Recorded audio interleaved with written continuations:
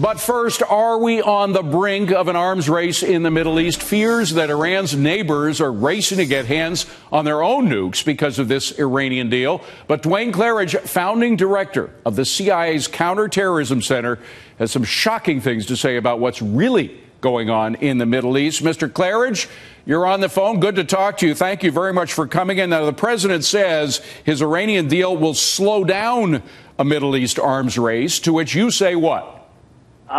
This is simply another foolish assertion of Obama. He must think that the majority of the Americans are as ignorant as the Americans who vote for him. I mean, this is absolute nonsense. It will create an arms race. Well, specifically where? A lot of people, Mr. Clarridge, have talked about Saudi Arabia. They certainly have more money than anybody in the Middle East. Are you concerned about the possibility they may get a nuclear bomb? Saudis already have the bomb. But people fail to remember.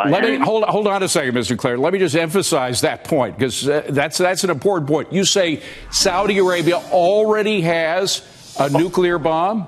Or several. From where did they get it? They don't have a nuclear program, do they? Well, people forget that it was the Saudis who financed the Pakistani bomb.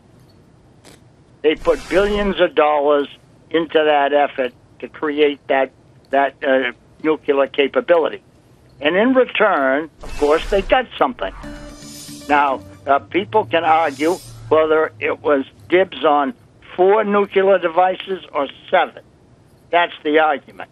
But no one really in the know argues that they do have access to nuclear weapons. Well, this is extraordinary news, I think, for a lot of Americans, Mr. Clarridge. And you do, just for those who don't know your background, you have a very extensive background in the CIA. You still have a lot of contacts in the Middle East. Are these nuclear weapons that you say Saudi Arabia now has, are they in Saudi Arabia, or are they in Pakistan waiting to be shipped to Saudi Arabia, or what?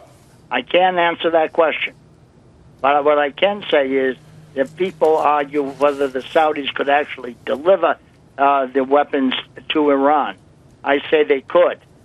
They have a capability with their F-15s, and don't forget the Chinese missile system that sits in the middle of the desert of Saudi Arabia, which has been kept up to date. But to really do some damage to Saudi Arabia, the F-15s could easily destroy the oil facilities of Arabistan, Bandar Abbas, and finish that all off. Final question, Mr. Clarridge. We're short on time, but is it conceivable that the Saudis may use these nuclear weapons, if they have them, to take out these positions in Iran before the Iranians get a bomb? I cannot answer that question. But I think if you sit around some evening on your patio with a fine glass of vintage port and a fine cigar, you may be able to come up with the answer yourself. All right. Duane Clarridge, a legend in the CIA. Duane Clarridge, thank you very much for joining us now.